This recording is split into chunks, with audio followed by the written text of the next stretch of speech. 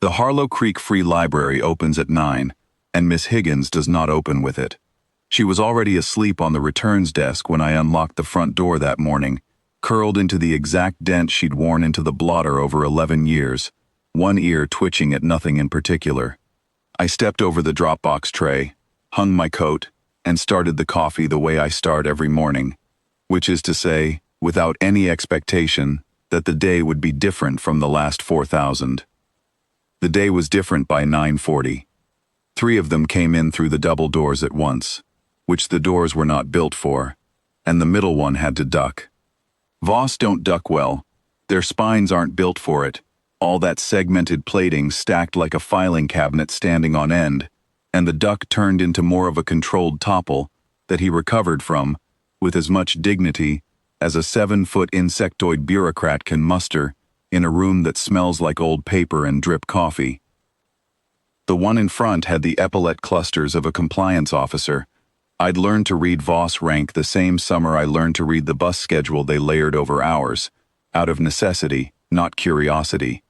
His nameplate, translated through the collar unit at his throat in a flat, patient voice that didn't match his posture at all, read Senior Compliance Officer Threll Cade. Behind him stood a second officer, silent, and behind that one, half a step back, and clearly junior by the way she kept her forelegs folded instead of loose, a translator aide, whose collar hadn't announced a name yet. Mr. Cole. Threll Cade's voice came out of the collar smooth as a recorded announcement. You are the registered custodian of this facility. I am.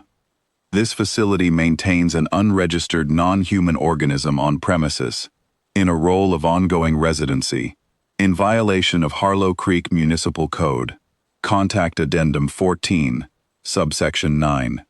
He unrolled a data slate with the kind of ceremony some people save for wedding vows. The organism in question, a limb, 4-jointed and precise, indicated the desk. I looked where he was pointing. Miss Higgins had not moved. She was, if anything, more asleep than she'd been a minute ago, one paw thrown loosely over her nose against the morning light coming through the window blinds. That's the library cat, I said. That is an unregistered organism residing in a public accommodation without documented health clearance, vaccination record, or biological containment protocol, and as such, this facility is subject to immediate closure pending remediation. I want to say I felt something large happen in my chest at that point. Panic, or anger, something a person's supposed to feel when a 7-foot alien tells you he's closing down the only library in a town of 1,100 people over a cat that's been asleep on that desk since before some of the patrons who use it were born. I didn't feel it. What I felt was the particular tiredness of a man who has filled out variance forms for the contact addendum before. 4 times, actually. The last time over a leaking radiator, the town engineer swore was a code violation, and turned out to be a code violation nobody in 300 miles had the parts to fix anyway. You'll want the variance file, I said, and went to get it. I'll admit that wasn't the reaction Threll Cade expected. His collar has no setting for surprise, but there's a way a Voss holds his mandibles when a conversation isn't going where he planned it, a kind of tightening, and I saw it happen while I pulled the folder from the drawer where I keep every piece of paperwork the town has ever generated, defending Miss Higgins's right to exist in this building. I set it on the counter between us. He didn't open it. The organism must be removed, or the facility closes within 48 hours, he said, reading straight through my folder like it wasn't there, which I suppose in the strictest procedural sense it wasn't, not yet, not until he stamped it. I said, "She's not going anywhere," in the same voice I used to tell a kid the library closes at 6, not in an hour, so he'd better pick a book. Not raised, not lowered either, just a fact, laid on the counter next to the folder. Harlow Creek got its rail spur rerouted through it 8 years back when the Voss started laying their own lines alongside ours to move liaison staff inland from the coast, and since then, we'd had a slow trickle of contact bureaucracy passing through a town that used to worry about grain prices and snowplow schedules. Most of it was harmless. permit renewals, water rights clarifications. Nobody could translate cleanly the first 3 tries. I'd gotten used to it, the way you get used to weather you can't do anything about. You keep your coat by the door, and you don't take it personally. Miss Higgins had been here longer than any of that. She'd wandered in as a half-grown stray the winter before the first Voss survey team ever set foot on Main Street, and she had outlasted 2 mayors, 1 flood, and every piece of paperwork the town had generated in the years since without once being asked to justify her residency to anyone but me, and I'd never asked. Somewhere in that exchange, the translator aide had stopped watching Threlkade and started watching the cat. I noticed it because Voss don't look away from a superior officer mid-procedure, not casually, not without cause, and this one's attention had drifted sideways and locked. Miss Higgins had, in the last 2 minutes, achieved a level of stillness that would have embarrassed a photograph. She wasn't hiding. She wasn't watching them either. She had simply continued being asleep through the entire reading of a legal order that named her specifically, the way a Sunday morning continues being a Sunday morning through a thunderstorm. Unbothered, because it has never once occurred to it that it could be bothered. The aide made a sound, not a word. The caller didn't catch it. Or maybe it did, and chose not to translate something that wasn't meant for a human. It was low, and it made the second silent officer's head turn, and it made Threlkade stop mid-sentence with his mandible parted around a syllable he never finished. "Officer," Threlkade said, in a tone I now understood was a warning. The aide didn't stop.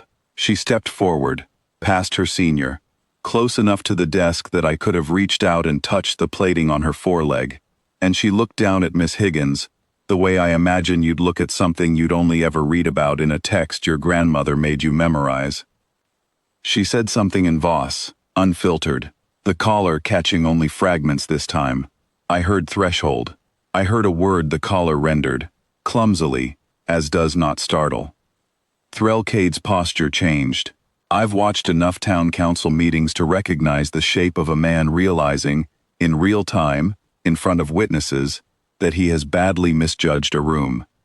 His plating didn't move exactly, but something in the angle of him did, some structural deflation that had nothing to do with his skeleton and everything to do with rank. "Explain," he said, and it wasn't a command anymore. It came out smaller than the rest of the conversation had. The aide didn't look at him when she answered. She was still looking at the cat. "Threshold stillness," she said, and this time, the caller carried the whole phrase clean. "It does not rise for compliance. It does not rise for authority. It has already decided the outcome, and does not require your permission to be correct." She paused. My grandmother's line held that only the unchallenged carry that stillness. "We do not order the unchallenged removed, senior officer. We do not read them procedure. We ask, if we are permitted to ask at all." Nobody in that library moved for what felt like a long time, and was probably 9 seconds. Threlkade rolled the data slate back up with considerably less ceremony than he'd unrolled it. He didn't apologize. I don't think Voss have a procedural category for that, or if they do, it wasn't going to surface in front of a junior officer who just corrected him in a public building on Earth. What he did was straighten the epaulette clusters that hadn't needed straightening, address the folder on the counter without opening it, and say, "The variance is noted. This facility remains in good standing," in the flattest voice the caller had produced all morning. Then the 3 of them left the way they'd come, minus the ceremony, the middle one ducking through the doorway with somewhat less dignity going out than coming in. I stood there behind the counter for a minute. Then I put the folder back in the drawer, because some habits you don't break just because the reason for them walked out the door. Miss Higgins woke up around 11, the way she always does, stretched the full comic length of herself across the returns desk, knocked a due date slip onto the floor with her tail, and sat down to wash one paw with the calm attention of a creature that has never once been late to anything, including the end of an argument she wasn't aware she was in. I never did find out her real assessment of the morning. Cats don't file reports. But I noticed, filing the incident away in the same drawer as the radiator paperwork, that she'd chosen to sleep through the whole thing on the one desk in the building with a clear line of sight to the door. She'd been awake the entire time. She simply hadn't seen anything worth getting up for. That, more than the aide's speech, was the part I believed.